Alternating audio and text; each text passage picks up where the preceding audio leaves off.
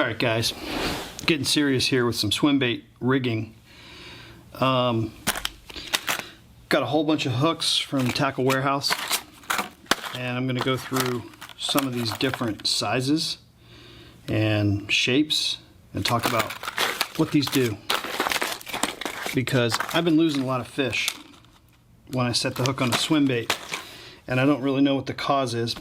But first, let's talk about the ones that I have.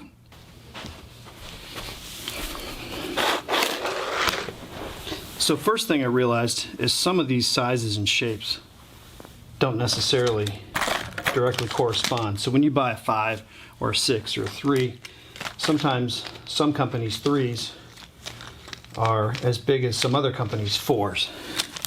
I'm not saying as big in every way, but as big in certain ways. Let's talk about Trok'ar. Let's turn these around so you can see it. I have a 7, unweighted, 5 weighted, 5 unweighted, 3 unweighted. Those are all by Eagle Claw and they're called Trok'ar.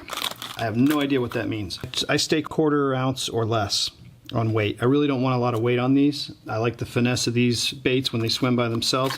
I have laser sharp, and these are called Swimbait 1/8. So these are kind of light. So the way these look out of the box, there's your 5.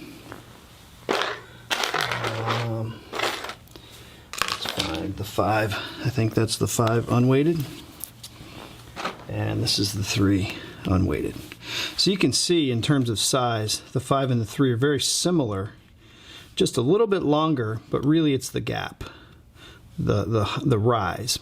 So you know, the difference between a 5 and a 3 is not as much as you might think. So, and I already have one of the 7s rigged into a bait, so I'm going to pull that out in a second.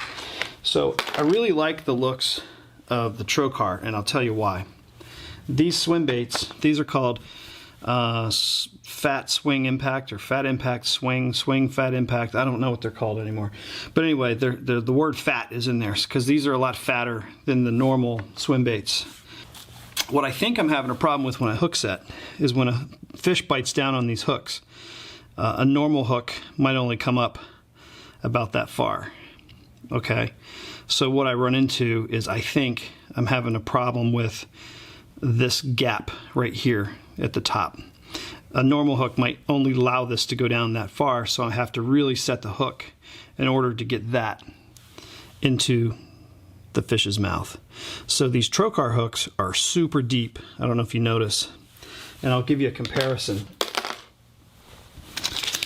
Here's a 3/0 hook, okay? 3/0, you can see it right here. From this company is called Swimbaits, OMTD, Smart Hooks. And it says 3/0, 1/8 ounce, and it's a weighted 3/0. So I thought, oh, I'll get an unweighted 3/0 and a weighted 3/0, but they're very different. I mean, the hook size themselves, the distance, the gap, everything's different.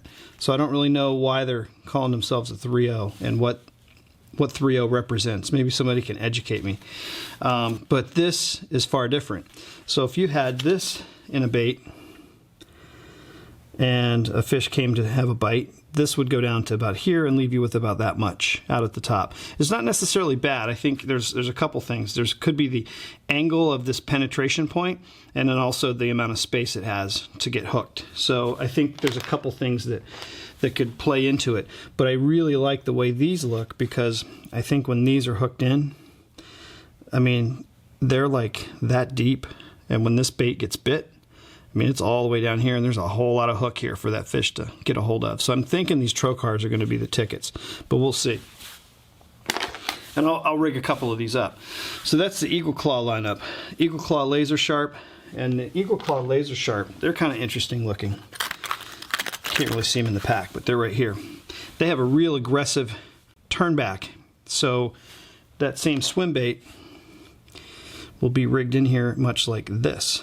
But when it gets bit, it still goes down, but see how that hook is more at a downward angle? You know, that might be the ticket. I'm not sure. See, I don't have the answers. I just have hunches and assumptions. So I'm going to play on those. This is your Eagle Claw lineup here, and to give you an idea, I lost my big swim bait. Okay, give you an idea of what a number 7. Now I have the 5.8 inch, it's almost 6 inch swim bait right here, rigged with a 7. And it looks like this. Okay, and even this might be able to go to a 9 because there's quite a bit of distance in that hook groove down here to go down a little farther. But I think this is fine. Most of the time I find these fish hitting these baits head first. So I think this is fine. And one thing I do love about this, if you notice when I push this down, look how much space is left for me to hook that fish once that fish bites down. I mean, I think that's going to be just awesome. So this is a big, big bait. It's an unweighted hook, so I'm hoping it swims fine the way that it is. It's heavy, so I think it's going to swim a little bit better than some of these light ones. And this is a 4.8. So get that hair off of there. That's a 4.8. This is still a pretty big bait. And then this one is a 3.8. The 3.8 is my go-to because it's edible from just about any size fish. But it's the one I think I lose the most fish on. So it's probably because I'm using one of these like smaller 3.0 hooks and I'm not getting a lot of bite distance left over, so I'm going to try some stuff out. But anyway, the way you rig these up, I'm going to go ahead and do one of these 5.0s in this bait right here, is they're corkscrewed on the ends. And I like the corkscrews because the ones that go in and they rig kind of like a Texas rig, I find rip the tips off of these baits a lot more. These corkscrew ones are nice, and what you want to do is you want to get it to where this thing swings under the bait right where you want it. So we're going to want this eventually to be under the bait like this, but it's not quite there. I like to bury that wire all the way up. Some people do, some people don't. I don't know if it's causing harm to the bait or not. And then I like to have that wire kind of parallel to the back of the bait. So when I'm done, it kind of looks like this. So what you do is, the way you get these through here, a lot of people have a hard time with this, is you kind of look at where that perpendicular point where it's going to go right through the bait, and it's between these two ribs, and you kind of have to turn it, find the center line, kind of touch your finger on top right in the center, come out in that groove right in the center. Oh, I missed. Come out in that groove right in the center to where that hook, when it's down, will lay right in the top groove of that bait, just like that. So that's pretty good, pretty straight. And that is my favorite way to fish these things, with the weighted hook right there. And when the fish comes to bite this thing, it's going to go down, and I'm going to have lots of space to get a hook set. So hopefully that'll work perfect.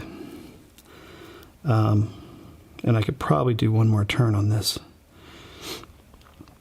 to tighten it up, but you can see even there, that hook is kind of coming up out of the back at an angle, so it's kind of ready to go. So I really like the way, and some people will do what's called back hooking, and they'll catch the tip of that hook in the back, but I just let it ride. Usually that's weedless enough. So that's kind of how you do it. There's no point in rigging another one up with the 5 weightless because it'll look the same. It just won't have the weight. It'll be exactly the same. So what I'm really excited about is rigging one of these 3.0s with this or rigging one of these 3.8s with this 3.0 hook, because this 3.0 hook looks more like a 4 to me. But what I like about it is it's really deep and really big. And as long as it doesn't, see if I can get it right where I want it. I'm going a little, cut 2 more turns there. Okay, yeah, as long as it doesn't get it in a place that where it's too big. Oh yeah, that's perfect. That's perfect. Yeah, so that hook comes right through where you want it. And you can skin hook the top kind of like that. And that hook is just ready. So I think I'm going to miss very few fish on that deal. So that works perfect. I like that a lot. And you can see on all of these, the bite leaves a ton of hook on top. And that's not what was happening with my previous rigs. So we'll have to see how these work out. And these are the Eagle Claw Trok'ars. Okay, so I'm going to go ahead and rig up one of these. Also, one of these Eagle Claw, what are these called? Laser Sharps 4.0s. And to me, this 4.0 looks like a 3.0. And I'm going to put the 4.0 in the 3.8 swim bait. So same deal. And you basically start in the center and just start turning your bait, and it'll corkscrew on there by itself. It's not all that complex.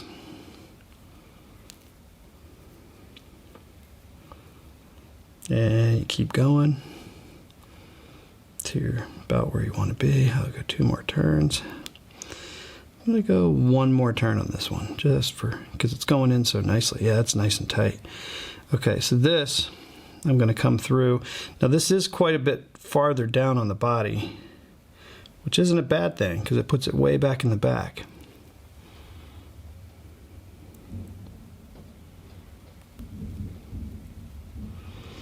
But that's nice, because that hook now, it's bizarre kind of. Yeah, that hook is kind of, I don't know if you can see that, but it's like doubling back into the body. But when that fish bites down, if I can get that hook in a fish mouth, that thing's not going to come out.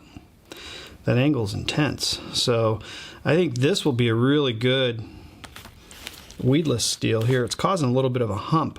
I don't know if you can see it. And I don't think it's going to matter. It could be the way I rigged it. But a little practice, I'll get better at it. But that could be the ticket right there. You know, I don't know. I don't know if it's the gap that's causing me the misses, or if it's maybe that aggressive angle to really, when it hooks in, to just stay hooked. I don't know what it is. So, but I like the way that works, because that's going to really cause that to be weedless. Really flow nicely through the water. So there you go. There's your Eagle Claw lineup, and then let's go over a couple of these other ones. I have 2 more to rig up. So I'm going to pull these off, put those in my tackle box, and try them out. Here's your Eagle Claws. And next on the list is the VMC 6.0, and I don't even know an ounce, 3/16 of an ounce. And this is a 5.0 1/8 ounce weight, and this is by Lake Fork. That's kind of an interesting look. That's a hell of a hook. I mean, it's like a broom handle thickness. And then there's the 3.0 that we've already looked at, of the OMTD. And I think what I'm going to do, I think that's way too big for this guy. Yep. I think I'm going to put this VMC 6 on this. I think that looks like it'll fit. This weight is way back, so I don't know what that does for the swim action of this compared to like this one. It's kind of in the middle. This one's kind of shifted to the rear, and this one is actually shifted to the front. So I don't really know how that's going to affect the action of the bait as well. But let's put this VMC in here. And I'm going to hold off on this one altogether, because in my opinion, this Lake Fork guy right here looks like it would fit this size perfectly. But it looks like it's the same style hook as this, with that aggressive turn. So I'm going to just try this one and see what my hookup ratio is on something like this. And if it ends up being good, then I'll shift over to the Lake Fork. But I just wanted to show you the Lake Fork version so you can see what comparison and what it looks like. So I'll put that one aside. Lake Fork's not going to get mounted. Let's go ahead and mount the VMC. And if you hear raindrops, that's because it is raining. Now, one thing I will say about the VMC is it's only got 3 little curls on its twist end. So I could see that being problematic, maybe coming out. Don't know.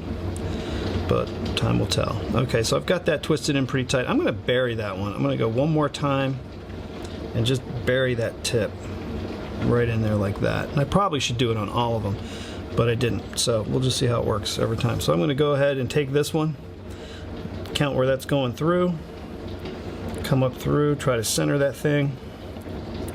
Oh yeah, that fits in there really nice. I'll have to say the VMC really fits perfectly. I mean, it almost feels like the nicest one to put on there. But you know, like I say, it doesn't leave me a lot of gap compared to this one. When you push this one down, you can see the gap in this one is much greater than this one. And I don't know if that matters. I'm assuming that's why maybe I'm losing some fish, but it might not be. So anyway, we'll try them out. So as I try them out, I'll talk through some of these videos and explain which one I'm using. But you can kind of see the VMC versus the Trok'ar hook with the weight. Now this is an 1/8 ounce and this is a 1/4 ounce, I believe. Let me double check that. Yeah, this is 1/4 ounce. So this is going to be a heavier one. This will be a lighter one. So maybe it's just a matter of how I want to fish it and how I want to, you know, use the bait as to how I rig it and which hooks I use. Okay, so those are the two. This is the VMC. So we'll move these aside. And last but not least, we'll bring over here. Now the other day I was killing it with this color. This is like, I think it's something shad, I forget. But I'm going to go ahead and rig this OMTD just for giggles. And again, this has a really tiny corkscrew. So I could see that one coming out pretty easily. It feels really frail. I don't know why. Turn that over. Okay, so yeah, this one feels like it's going to fit nicely. I figure out where I come through at. Center it up on the bottom. Make sure I get through at the top. Yeah, that sits really good. So this one, again, this is a little bit of an aggressive turn on the hook. So you can see this hook kind of turns back into the bait. And there's not a lot of breathing room once the fish bites, but you know, like I said, I don't know. This is a thin shafted hook, so this might be better penetrating. And again, that Eagle Claw weighted. Now this isn't the Trok'ar, this is the Eagle Claw laser Swimbait 1/8. This also has the same feel, thickness in the hook. This is actually a little thinner. This one feels coated, like real slippery. This one feels more like just metallic and gritty. But I'm excited to try both of these. So there you go. There's your 3.0 comparison. And you can see this 3.0 comes farther back. Well, maybe it doesn't. Looks about the same. But it definitely has more belly and more space for that bite. And it has a really wild, you know, hook. The way it curves back into that bait like that. So I don't know which one of those will work better. But all right, here they are. I'll lay them out. That's the OMTD. Here's a couple 3.0s. Here's the 3.0s. Here's a 6.0, 5.0, and a 7.0 hook. So basically, here's your 7.0. This is your 5.0. This is your 6.0. I'm writing upside down, so don't beat my head in over my writing. This is 3.0, 3.0, 3.0. And this Keitech right here is the 5.8. This is the 4.8. This is 4.8. And these are the 3.8s. So there you have it. That's the lineup. So I'm going to see which one of these work best. This one basically is going to be the same result as, say, this one, right? It's a 3.0 with a 3.8, and this is a 7.0 with a 5.8. So same diff, in my opinion. You're going to get the same results. But I'm anxious to use this one just because it's a beast of a bait. I think it'll attract some big fish. And that's what I'm hoping for with this one. And, you know, to be honest, I use this most of the time. Like, I don't throw these. I use this most of the time just to start, and if I start getting hits on this and missing fish, I'll usually jump down to one of these smaller ones, and my hookup ratio becomes a little better, but I tend to chew through these a lot more. They're a little more frail than the bigger ones. And typically what happens with these little ones is I'm using a hook that kind of Texas rigs through the nose and hooks back in instead of a corkscrew. So I'm excited to have these smaller corkscrews and see if I get a little bit more life out of these baits. But anyway, that's the scoop, and we'll see how it works out, and I'll let you know.